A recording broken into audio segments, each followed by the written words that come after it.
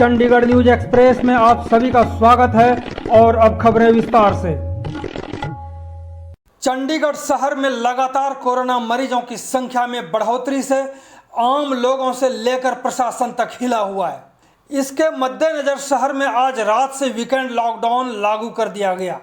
प्रशासन के इस फैसले के बाद से शहर का व्यापार एक बार फिर से गर्त में जाने की आशंका बढ़ गई है। इस प्रकार से प्रशासन के फैसले के बाद व्यापारियों में जबरदस्त नाराजगी है। चंडीगढ़ बिजनेस काउंसिल के प्रधान सिंधी स्वीट्स के मालिक नीरज बजाज ने कहा कि वीकेंड कर्फ्यू लागू करना गैर जरूरी है। उन्होंने कहा कि इस तरह के फैसले से व्यापार और भी बर्बाद हो जाएगा, इसलिए प्रशासन को लोगों में जागरूकता लाकर कोरोना पर कंट्रोल करने की जरूरत है। बजाज ने आशंका जताते हुए कहा कि प्रशासन के ऐसे फैसले से मजदूरों में एक बार फिर से पलायन की शुरुआत हो सकती है। सीबीसी प्रधान बजाज ने यह भी कहा कि लॉकडाउन का फैसला लेने से पहले प्रशासन को शहर के मार्केट वेलफेयर एसोसिएशनों, रेजिडेंट वेलफेयर एसोसिएशनों के अलावा अन्य संगठनों के साथ बैठकें करनी चाहिए थीं। यहाँ यह भी बता दें कि प्रशासन के लॉकडाउन के फैसले के बाद सेक्टर 17 सहित शहर के कई मार्केटों में सन्नाटा पसर गया। तो सुने चंडीगढ़ बिजनेस काउंसिल के प्रधान सिंधी स्वीट्स के मालिक नीरज बजाज को। दोबारा ये लॉकडाउन चाहे अभी 2 दिन का लगा है, लेकिन इसका जो मैसेज लोगों के पास गया है वो बहुत नेगेटिव ये है कि लोगों को लगता है कि भाई जैसे पहले इतना लंबा खींच दिया था, उसकी वजह से लोग सड़कों पे पलायन करने के लिए आ गए थे। आज यहाँ की लेबर है उसको इतना डर है, वो आज देखिए आप ट्रेनों में, बसों में एकदम दोबारा रश शुरू हो गया है। इतना ज़्यादा रश शुरू हो गया कि इसको एक पैनिक तरीके से क्रिएट किया गया है।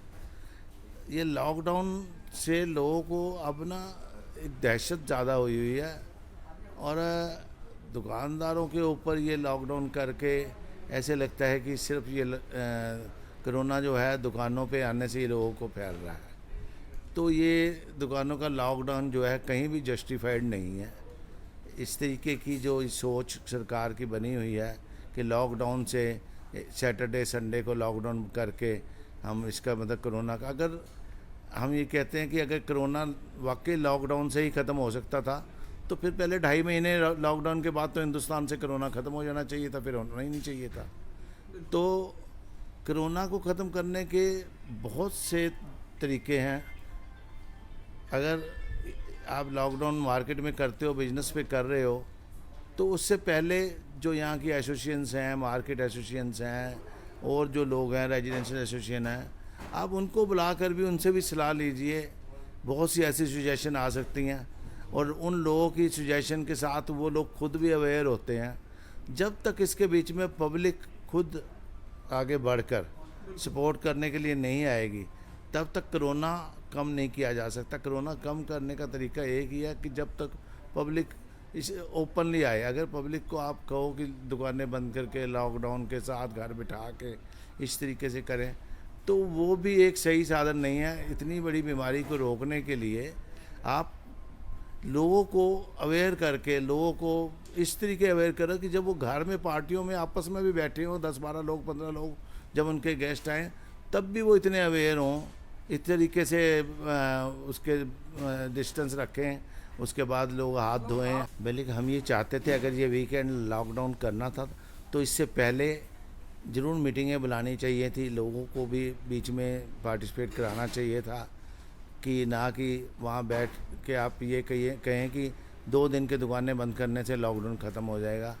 तो ये जो बिजनेस बंद करके इस तरीके से करना, आर्थिक स्थिति सिर्फ आम प्राइवेट सेक्टर या किसी की नहीं, सरकार का भी रेवेन्यू के लॉसेज होते हैं। हम लोग जीएसटी देते हैं, हम लोग इनकम टैक्स देते हैं, हम लोग प्रॉपर्टी टैक्स देते हैं, हमारे स्टाफ के प्रोविडेंट फंड जाते हैं, ईएसआई जाते हैं, दुनिया भर के टैक्सेस जो हैं प्राइवेट सेक्टर से जाते हैं। इन सारी चीज़ों पे ऑलरेडी पिछले जो साल गया है उसके बीच में तब तकरीबन सबके बिजनेस, किसी के 50% कम हुए, किसी के 60% कम हुए, किसी के 40% कम हुए। तो आर्थिक दृष्टि से जो है खराबी आई है, लेकिन जिसका कारोबार एक जैसे चंडीगढ़ में है, आपका हो सकता है कि दूसरे स्टेट में भी कारोबार हो, लॉकडाउन से तो वो भी शायद प्रभावित हो सकता है, आने जाने में भी प्रभावित। बिल्कुल इस चीज़ का भी असर ज़रूर है कि जो चंडीगढ़ में लोग हैं उनका पंचकुला में भी उनके बिजनेस हैं, उनके लोगों के मोहाली में भी हैं, जीरकपुर में भी हैं, वहाँ पर आने जाने के साधन में भी रुकावट पड़ सकती है क्योंकि बहुत सारे ऐसे एम्प्लॉइज़ हैं जो यहाँ से वहाँ जाते हैं, ओनर्स हैं वो भी यहाँ से वहाँ जाते हैं, इस तरीके की के भी साधनों पर रुकावट पड़ती है। तो टोटल ये लॉकडाउन जैसी स्थिति अब कोरोना को जब हमें पता है कि कोरोना कहते हैं लंबे समय तक चलना है, तो क्या हम एक तरफ कहते हैं जान भी हो जहान भी हो, जान तो हमें चाहिए ही चाहिए लेकिन जहान भी नहीं ख़त्म किया जा सकता। क्या ये पॉसिबल नहीं है कि आप जान के साथ साथ जहान भी ख़त्म कर दें? जहान ख़त्म होगा तो मुझे लगता है कोरोना से ज़्यादा तो सुसाइडल केस हो जाएंगे। जब लोगों के पास बिजनेस नहीं रहेगा, लोगों के पास नौकरियां नहीं रहेंगी, लोगों के पास साधन नहीं रहेंगे, तो वो कैसे चलेगा, कैसे देश चलेगा, कैसे लोग चलेंगे, कैसे लोगों के परिवार चलेंगे? तो ये सारे जो सिस्टम बने हुए हैं, ये सब बिजनेस चलने के साथ ही सिस्टम बने हुए हैं। किसी भी चीज़ सारी समस्याएं आप देख रहे हैं, आप अनुभव कर पा रहे हैं कि ये स्थिति आएगी, तो आखिर व्यापारिक संगठनों की ओर से क्या कोई मुलाकात का कोई समय है जो कि आप अपनी बात को ठीक से रख सकें और जो आप व्यापारी जो चाहते हैं उसके लिए कोई एक रास्ता तलाशा जाए? हम इसके लिए आगे अपनी मीटिंग बुलाकर उसमें चर्चा करेंगे। हमारी जो एसोसिएशंस हैं उसमें जो सलाह होगी, हम किस हायर अथॉरिटी से मिलें, अपनी बात रखें या हमारा क्या तरीका हो, तो ये ज़रूर हम चर्चा करेंगे। क्योंकि अब ये लॉकडाउन हम जितना मतलब ये है पहले जिस तरीके से झेल हैं आप झेलने की, उसमें लोग में नहीं है कैपेसिटी कि इतना लॉकडाउन झेल के दोबारा बिजनेस चला सकें। तो बिजनेस तो ऑलरेडी बड़ी मुश्किल से दोबारा ऐसे लग रहा था। बहुत सारे लोग, मैं समझता हूँ कि बिजनेस लॉबी में से 20-25% लोग पहले ही बिजनेस को यहाँ छोड़ चुके हैं या छोड़ने जा रहे हैं या बंद कर चुके हैं, या उनको लगता है कि मैं नहीं का, या डिस्प्यूट में चले गए हैं, कोई किराया नहीं दे रहा, कोई कुछ नहीं दे रहा, कोई किसी की सैलरी नहीं दे पा रहा। ये सारे भी डिस्प्यूट साथ साथ चल रहे हैं। दूसरी बात की जो वीकेंड को लेकर के इन्होंने फैसला किया है कि तो सप्ताह के शुरू में क्यों नहीं सोमवार मंगलवार को लगा देते? देखिए मुझे तो लगता है ना ये इसका वीकेंड का कोई लॉकडाउन का कोई फ़ायदा होगा ना कोई है। तो एक फॉर्मेलिटी वाली बात है कि भाई ये चीज़ें इस तरीके के सोच को आगे नहीं करना चाहिए जिससे मार्केट में एक दहशत फैले। मार्केट के जो हमारे लेबर है वो सारी वापस जाने को तैयार है। आज आप बसों पे, आज ट्रेनों पे जाके देखिए सही कि लोग कैसे वापस जा रहे हैं। उनको हम रोकना चाहते हैं, वो रोक नहीं पा रहे। उनको लगता है नहीं कि ये तो लॉकडाउन अगर लंबा चल गया तो हम जैसे पहले परेशान हुए थे फिर परेशान होंगे। हाँ, वीकेंड जो लॉकडाउन है इससे कोई लाभ नहीं मिलने वाला है। एक तो आसपास के स्टेट वाले लगा रहे थे तो इन्होंने भी देखा देखी में लगा दिया, कहीं ऐसा तो नहीं लग रहा?